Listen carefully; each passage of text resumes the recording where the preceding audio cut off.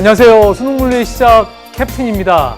2020 수능을 위한 9월 모평이 끝났습니다. 오늘 저하고 함께요. 물리 1을 쭉 살펴보면서 하나하나 꼼꼼하게 함께 고민했으면 좋겠습니다. 자, 일단요. 본격적인 해설 강의에 앞서서 오늘 전체적인 문제가 어땠는지 함께 저하고 살펴보았으면 좋겠는데 아직 시험이 끝난 지가 얼마 지나지 않았어요. 그래서 전체적인 학생들의 이야기를 들을 시간은 없었지만 제가 살펴본 저희 느낌 그리고 전체적인 출제 경향 이것들을 함께 살펴보는 그런 시간이 되었으면 좋겠습니다. 일단 오늘 9월 모평 보느라 수고 정말 많았어요. 다행히 날씨가 무덥지 않고 물론 비는 조금 추적추적 내렸지만 그런 환경 속에서 하루 종일 8시간 넘게까지 집중하면서 시험 보는 것이 얼마나 힘들다는 것을 저도 잘 알기 때문에 여러분 정말 수고 많았다고 말씀드리고 싶고요. 시험이 끝나고 아마 이런저런 학생들의 이야기를 들어봤을 때 나 정말 잘 봤다라고 하는 학생들은 주변에 많지 않아요. 다 본인의 모습이 조금은 아니 어쩌면 조금 많이 이렇게 부족하다고 느낍니다. 다 그렇게 느껴요. 자, 중요한 것은요. 이제 시험이 끝났고요. 그 시험이 끝난 이 시점에서 그 시험을 냉철하게 분석하고 앞으로 남은 시간들을 어떻게 의미 있게 보낼 것인가를 고민하고 그 고민한 대로 살아가는 친구들이 실제로 2020 수능에서 좋은 결과가 있을 것이라고 생각을 합니다. 자, 그러면 오늘 시험 우리 어땠는지 전체적인 난이도부터 한번 살펴보도록 할게요. 난이도는요.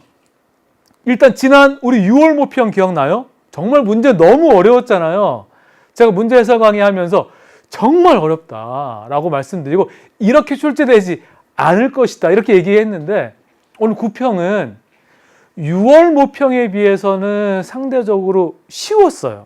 그렇죠? 그리고 2019 수능에 비교하면 2019 수능에 비해서는 조금 어려웠던 것이 맞아요.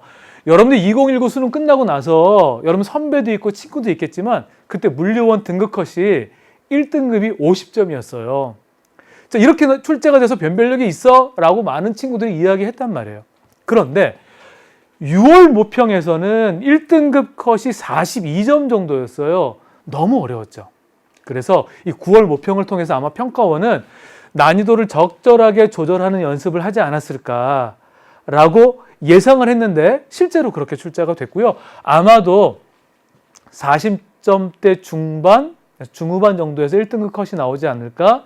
수능에도 아마 충분히 그렇게 되리라고 예상을 합니다. 이번 우리 난이도는 이렇게 돼요. 참고로 여러분들 기억을 하시고요. 자, 그 다음에 출제 유형을 한번 살펴보면 기존하고 조금 바뀌었습니다. 어떤 게 바뀌었냐면 6월 모평 그리고 7월 학평까지는 풀이형 문항의 비율이 조금 높았어요. 그런데 이번 9월 모평에서는 지식형 문항의 비율이 풀이형 이렇게 비율을 따지면 4대 6 정도가 됩니다. 즉 아마 여러분들 1페이지, 2페이지, 또 3페이지까지요. 이렇게 풀이하지 않고 이렇게 눈으로 보면서 문제를 푼 것들이 제법 있었을 거예요. 수능에서도 분명히 이런 지식형 문항들이 출제가 많이 될 것이다. 이렇게 우리가 예상해 볼 수 있겠고요. 이것들을 우리가 앞으로 어떻게 준비할 거냐. 그러면 우리 계속 1년 동안 해왔던 거 있잖아요. 복귀 노트를 통해서 우리 개념들을 짤막짤막하게 이렇게 정리를 했었는데 그것들을 눈으로 보면서요. 여러 번 반복하는 거예요. 그래서 적어도 2페이지, 3페이지 정도까지는 눈으로 문제를 쉽게 풀 수 있게. 왜냐하면 이런 형태의 출제 유형이 많이 증가하기 때문에 그렇고요. 아마 이 출제 유형은 계속 수능까지 이어질 가능성이 높습니다. 자, 그러면요. 단원별로 어떻게 출제가 되는지 살펴볼 텐데 이것은 그동안 수능에서 출제가 되었던 경향과 크게 다르지 않았어요. 1단원에서는 6문제가 출제가 됐고요. 4단원은 5문제가 출제가 됐습니다. 요것들이 우리가 좀 어려워하는 것들이고 2단원과 3단원은 각각 5문제, 4문제가 출제가 되는 큰 출제 경향과 벗어나지 않게 출제가 됐다. 이렇게 말씀을 드립니다. 자, 그러면요. 20문제 중에서 우리를 정말 어렵게 했던 문제도 우리가 킬러 문항이라고 부르는 것들 있잖아요. 그것들이 어떤 거였냐면 20번 문제예요. 그리고 17번, 19번 문제를 제가 꼽아 보았습니다. 여러분 20번 문제는 아마 시간 부족으로 많은 학생들이 더 체감적으로 더 어렵게 느꼈을 가능성이 굉장히 높아요.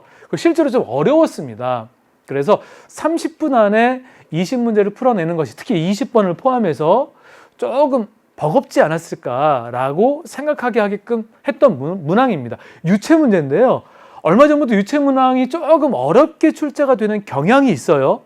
그렇게 여러분들 기억하시면 되고, 왜냐하면 이제 올해를 마지막으로 유체가 고등학교 교육과정에 사라져요.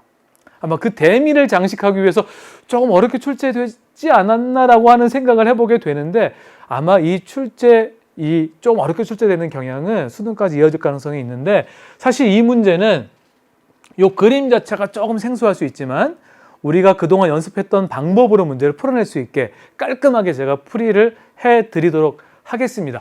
그 다음이요, 17번 문제는 빗면에서 내려온 이 두 물체가 역학적 에너지가 보존되는 과정, 그리고 그 과정이 구간을 3개로 나누어서 설명을 물어보는 문항이었는데, 이것도요 조금 시간이 부족했을 가능성이 있기 때문에 체감적으로 좀 어려웠을 거예요. 조금 시간이 넉넉하게 있다면 아마 넉넉하게 풀 수 있었을 문제 같은데.